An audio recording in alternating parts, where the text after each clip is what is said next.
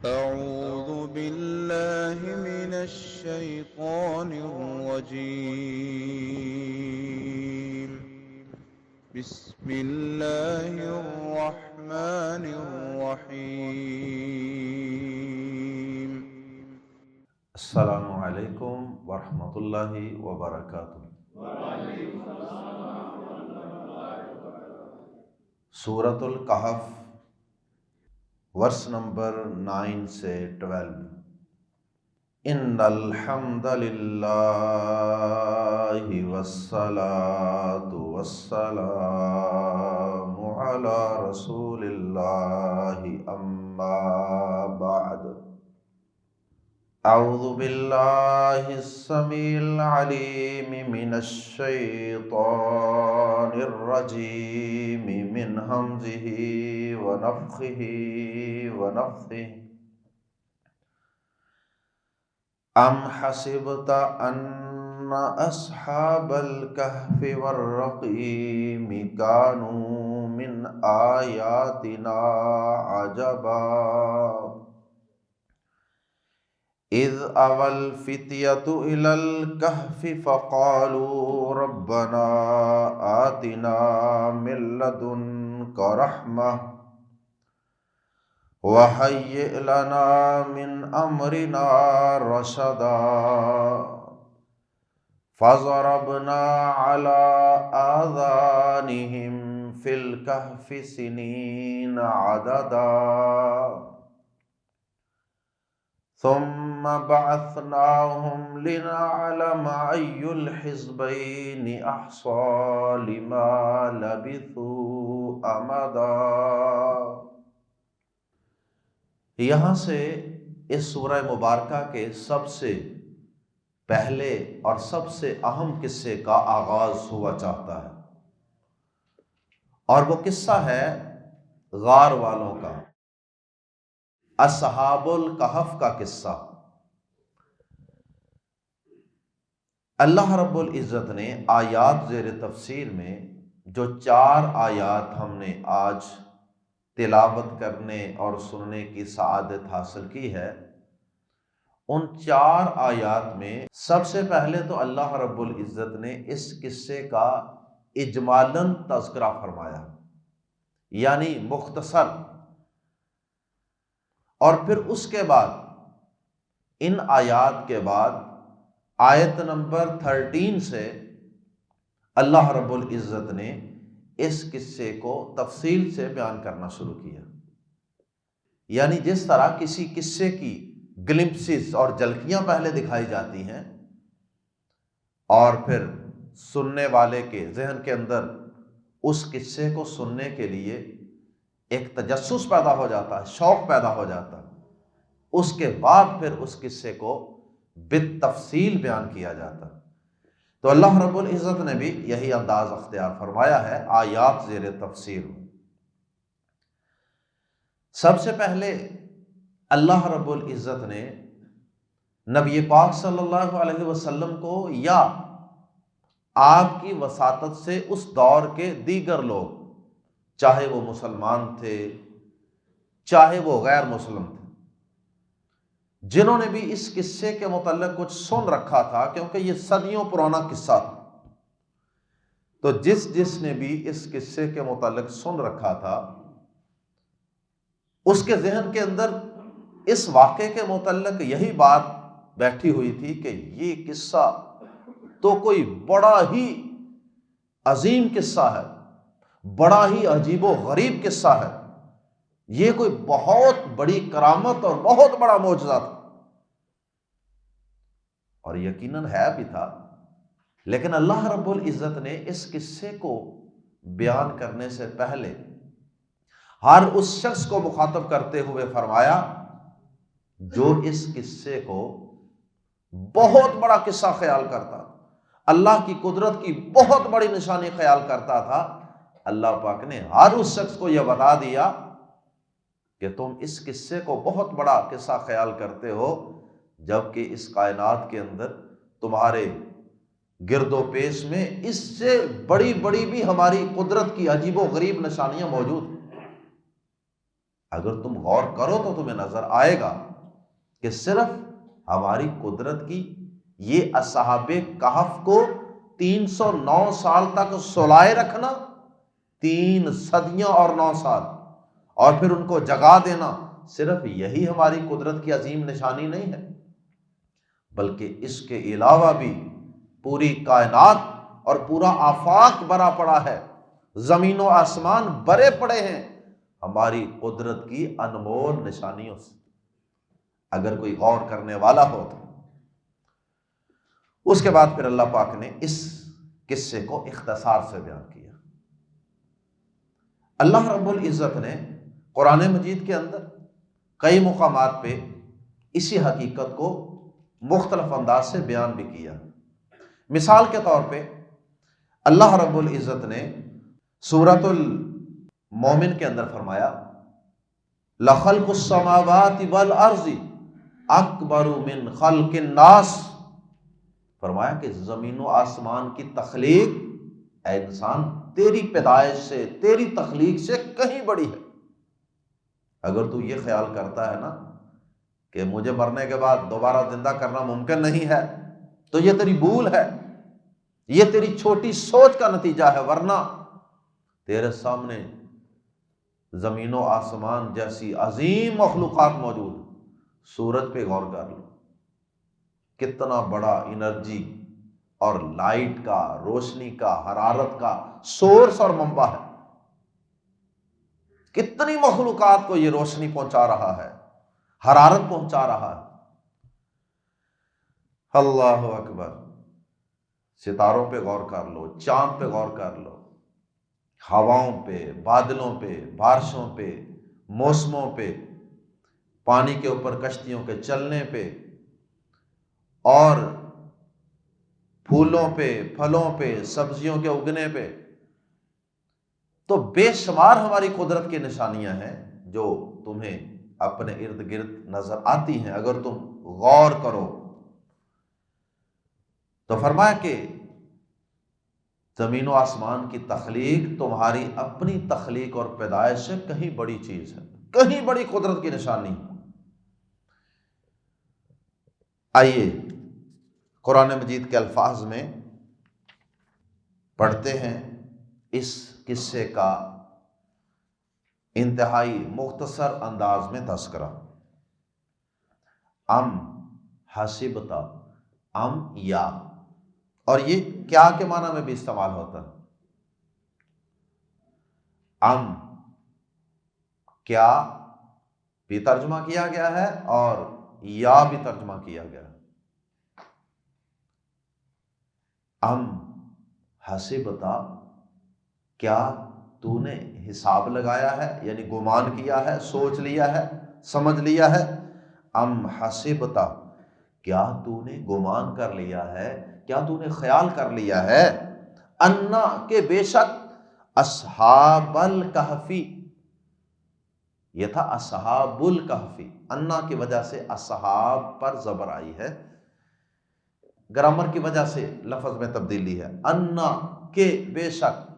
اصحاب الکہفی، غار والے، صاحب کی جمع اصحاب، اصحاب الکہفی غار والے، والرقیمی اور کتبے والے۔ الرقیم بمعنی مرقوم، مفعول کے معنی میں ہے یہ، مرقوم جس چیز کو لکھا گیا ہو، رقم، رقم کرنا ہوتا ہے، تاریخ رقم کرنا، تو مرقوم راقم لکھنے والا۔ پہلے وقتوں میں لوگ خط لکھتے تھے، راقم نیچے لکھتے تھے، تو یہ مرقوم کے معنی میں ہے، مفعول کے معنی میں ہے الرقیم، یعنی لکھی ہوئی چیز، کوئی سلیٹ، کوئی سل، کوئی تختی، لوح، لوح بھی تختی کو کہتے ہیں نا، لوح محفوظ، تو کئی اس کے ترجمے کیے گئے ہیں۔ کتبہ، لکھی ہوئی چیز۔ ام حسبتا، کیا تو نے گمان کر لیا ہے، انا کہ بے شک اصحاب الکہفی غار والے، والرقیمی اور تختی والے، یہ اصحاب الکہف اور اصحاب الرقیم، یہ دونوں ایک ہی گروہ کا نام ہے، یہ دونوں ایک ہی گروہ کے نام ہیں۔ اصحاب الکہف بھی وہی ہیں اور اصحاب الرقیم بھی وہی ہیں، اس لیے کہ کہتے ہیں کہ جب انہوں نے بادشاہ کے سامنے، ان چند نوجوانوں نے جب بادشاہ کے سامنے توحید کو برملا بیان کر دیا، اپنے عقیدے کا برملا اظہار کر دیا، اور لوگوں کے سامنے بھی، خاندان کے سامنے بھی، تو سب لوگ ان کے دشمن ہو گئے۔ اور پھر ایک وقت آیا کہ جب بادشاہ اور ساری قوم ایک طرف ہو گئی ان کو مارنے کے لیے، ان کو پکڑنے کے لیے، ان کے قتل کے منصوبے بنانے لگی، تو جب انہوں نے دیکھا کہ حالات اب سازگار نہیں رہے اس بستی میں رہنے کے لیے، تو انہوں نے اپنا ایمان بچانے کے لیے اور اپنی جان بچانے کے لیے وہاں سے نکل جانے کا، ہجرت کرنے کا فیصلہ کیا۔ لیکن ہجرت کرنے والے جتنے بھی تاریخ میں واقعات ہیں، اکثر ہجرت کے جو واقعات ہیں ان میں ہجرت کرنے والوں کے سامنے کوئی متبادل اور نئی جگہ ہوتی ہے، ان کے ذہن میں کوئی نئی جگہ ہوتی ہے کہ ہم یہاں سے جائیں گے وہاں چلے جائیں، مکہ سے نکلیں گے حبشہ چلے جائیں، مکہ سے نکلیں گے مدینہ چلے جائیں، تو کوئی نہ کوئی جگہ ذہن میں ہوتی ہے۔ لیکن ان اللہ والوں کے، ان نوجوانوں کے ذہن میں کوئی جگہ نہیں، کوئی پناہ دینے والا نہیں دنیا میں، کوئی حکومت، کوئی بادشاہ، کوئی بھی ایسی جگہ نہیں، بس اللہ پہ توکل کر کے اپنی جان بچانے کے لیے اور اپنا ایمان بچانے کے لیے وہاں سے نکل کھڑے ہوئے۔ اب جب یہ نکل کھڑے ہوئے تو ان کی گمشدگی کے اعلان بھی بڑے ہوئے، جس طرح آج کل کے دور میں اخبارات میں دیا جاتا ہے اعلان گمشدگی، اسی طرح حکومت کئی لوگوں کو اشتہاری قرار دے دیتی ہے، ان کے اشتہار دے دیے جاتے ہیں اور پھر ان کے سار کی قیمتیں مقرر کر دی جاتی ہیں۔ اس دور کے اندر بھی جو کوئی طریقہ ہوگا اس کے مطابق اہل علم کا اصحاب الرقیم کے متعلق یہ کہنا ہے کہ پھر اس دور میں ان کے نام کسی نوٹس بورڈ پہ، کسی اشتہار پہ، کسی تختی پہ، کسی سلیٹ پہ ان کے نام لکھ دیے گئے، اور نام لکھ کے مختلف جگہوں پہ یا ایک جگہ آویزاں کر دیے گئے کہ یہ چند نوجوان ہیں اس طرح کے، یہ ان کے نام ہیں، جس کو جہاں ملے وہ حکومت وقت کو اطلاع کریں، ان کو یہ انعام دیا جائے گا۔ تو ان کے نام بہرحال کسی جگہ لکھے گئے تھے، تو اس وجہ سے ان کو اصحاب الرقیم بھی کہا جاتا ہے، تختی والے یا کتبے والے۔ اور بعض نے یہ بھی کہا کہ جب یہ لوگ، اللہ پاک نے 309 سال کے لیے سلا دیے، اللہ پاک نے جب ان کو دوبارہ جگایا تھا، تو اس وقت پھر اللہ پاک نے جگانے کے بعد لوگوں کو اپنی قدرت کی نشانی دکھانے کے بعد جب انہیں دوبارہ سے سلا دیا، موت سے ہمکنار کر دیا، تو اس کے بعد پھر لوگوں نے ان کی یادگار کے طور پر ان کے ناموں کو لکھ کر اس جگہ پہ لگا دیا تھا، جیسا کہ آگے چل کے ہم تفسیر پڑھیں گے کہ کچھ لوگوں نے یہ بھی کہا تھا کہ ہم ان کی یادگار پر مسجد تعمیر کریں گے، تو اسی طرح ان کی یادگار کے طور پہ ان کے نام لکھ کر وہاں پہ لگا دیے لوگوں نے، تو شاید اس وجہ سے بھی ان کو اصحاب الرقیم کہا جانے لگا۔ واللہ اعلم۔ ام حسبت ان اصحاب الکہف والرقیم، کیا تو نے گمان کر لیا یا تو نے خیال کیا کہ غار والے اور کتبے والے کانو تھے من آیاتنا، آیت ان کی جمع آیات، یا کو لمبا کریں گے تو جمع بن جائے گا، آیاتی نا، ہماری نشانیوں میں سے، عجبا، ایک عجیب چیز، ایک انوکھی چیز۔ کیا تو نے خیال کیا کہ غار اور قطبے والے ہماری نشانیوں میں سے ایک بڑی عجیب چیز تھے؟ اصل میں تردید کرنا مقصود نہیں ہے کہ وہ عجیب نشانیاں نہیں تھے، وہ عجیب نشانی نہیں تھے اللہ کی، بلکہ یہ بتانا مقصود ہے کہ صرف اسی کو ہی اتنا عجیب اور اتنا عظیم نشانی خیال کرنے والوں اور بھی بڑی نشانیاں ہیں، ان پہ بھی غور کرو۔ اذ، جب، آگے اس واقعے کا تذکرہ،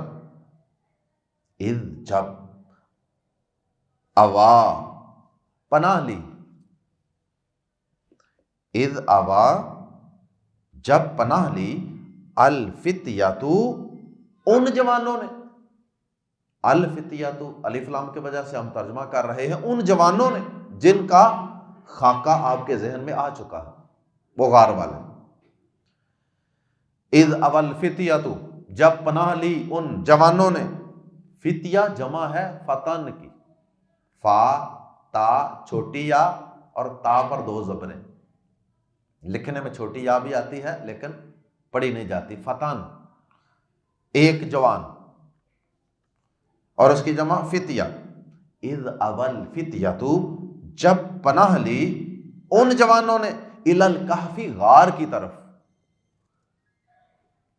فقالو، یعنی وہاں سے نکل کھڑے ہوئے، چلتے چلتے چلتے چلتے سفر طے کرتے کرتے کہ چلو ہمیں کوئی محفوظ جگہ اور ٹھکانہ مل جائے گا، تو اللہ پاک نے انہیں رستے میں ایک کھلا سا غار دکھا دیا جو کمرہ نما غار تھا۔ تو جب انہوں نے غار میں پناہ لی یعنی وہاں چھپ گئے، فا، تو، قالو، انہوں نے کہا، غار کی طرف پناہ لی تو انہوں نے کہا، یا تو غار کے اندر داخل ہوتے وقت انہوں نے یہ دعا کی، یا پھر اندر جا کر بیٹھ کر جب انہوں نے سوچا کہ اب کیا بنے گا، آگے کوئی رستہ نظر نہیں آ رہا، کھانا کہاں سے آئے گا اور باقی ضروریات زندگی آخر کب تک یہاں رہیں گے، یہ کئی خیالات ان کے دل میں یقیناً آئے ہوں گے۔ تو پھر انہوں نے یہ دعا کی، بالکل اسی طرح جس طرح حضرت موسیٰ علیہ السلام نے دعا کی تھی نا، جب مصر سے حضرت موسیٰ علیہ السلام مدین چلے گئے تھے، کوئی ٹھکانہ نہیں، کوئی منزل نہیں، تو ایک درخت کے نیچے آرام سے بیٹھے ہیں چھاؤں میں، اور کوئی کھانا نہیں، کوئی ٹھکانہ نہیں، کچھ بھی نہیں، تو کیا دعا کی تھی؟ سورۃ القصص میں موجود ہے، اور ربی انی لما انزلت الی من خیر فقیر، اے میرے رب جو بھی کوئی خیر اور بلائی اور نعمت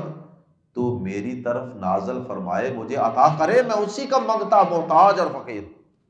یعنی مجھے ہر چیز کی ضرورت ہے، تجھ سے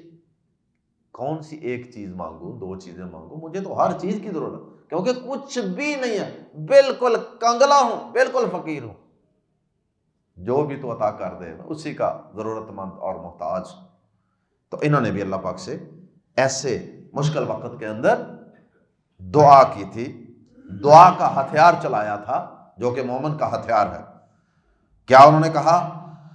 ربنا، اے ہمارے رب، آتینا، دے ہمیں، عطا کر ہمیں، من سے، لدن پاس، جناب بارگاہ کا، اپنی، من لدن کا اپنی بارگاہ سے، اپنی جناب سے، کیا دے ہمیں؟ رحمتن، کوئی رحمت، کوئی رحمت عطا کر دے، نکرہ ہونے کی وجہ سے ترجمہ کر سکتے ہیں کوئی رحمت، یعنی کسی بھی شکل میں کوئی رحمت عطا کر دے، وحی، اور مہیا فرما، لنا، ہمارے لیے، من امرنا، ہمارے معاملے میں، ہمارا معاملہ، ہمارا میٹر، ہمارا افیئر کیا ہے کہ ہم اس وقت بے کس، بے بس، تو اب یہ جو ہمارا معاملہ ہے، یعنی اس وقت جو ہم بے یار و مددگار ہیں،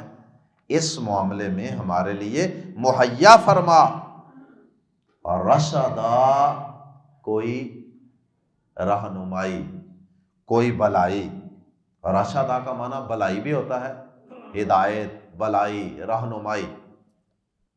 وَهَيِّئْ لَنَا مِنْ أَمْرِنَا رَشَدًا، اور ہمارے معاملے میں کوئی رہنمائی مہیا فرما۔ بہت ہی جامع اور بڑی ہی زبردست دعا، بڑی کمپریہنسو قسم کی دعا۔ دنیا جہان کی کوئی بھی حاجت اور ضرورت ہے آپ اس کے لیے اللہ پاک سے دعا پڑھ سکتے۔ کسی بھی مشکل اور مصیبت میں پھنس جائیں، جب سب رستے بند نظر آئیں، کوئی رستہ، کوئی آپشن نظر نہ آ رہا، اللہ پاک کے سامنے یہ دعا کریں، یہ التجا کریں۔ تو اللہ پاک کہتے ہیں اس دعا کے بعد پھر ہم نے کیا کیا؟ یقیناً ان کی دعا قبول ہوئی۔ تو ضربنا، ہم نے ڈال دیا۔ ضربہ یضربو کے بڑے معنی ہیں، مارنا بھی ہوتا ہے، چلنا بھی ہوتا ہے، ڈال دینا بھی ہوتا ہے۔ فضربنا، تو ہم نے ڈال دیا، علی پر، آذان اذن کی جمع کان، آذانہم ان کے کانوں پر، فی الکہف غار میں، تو ہم نے غار میں ان کے کانوں پر ڈال دیا۔ اب کیا ڈال دیا؟ یہ مفعول یہاں محذوف ہے، مقدر ہے، محذوف ہے، اس کا تذکرہ نہیں اللہ پاک نے کیا، تو وہ انڈرسٹوڈ ہے کہ ہم نے ان کے کانوں پر ڈال دیا، مراد ہے کوئی پردہ وغیرہ، ہم نے ان کے کانوں پر پردہ ڈال دیا۔ بعض نے ترجمہ کیا کہ ہم نے ان کے کانوں کو بند کر دیا، ہم نے ان کے کانوں کو تھپ تھپا دیا۔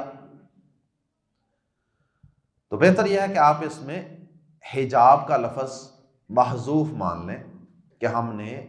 فَضَرَبْنَا عَلَىٰ آذَانِهِمْ حِجَابًا، کہ ہم نے ان کے کانوں پر ایک پردہ ڈال دیا تاکہ ان کے کانوں میں دنیا کی کوئی آواز نہ جائے۔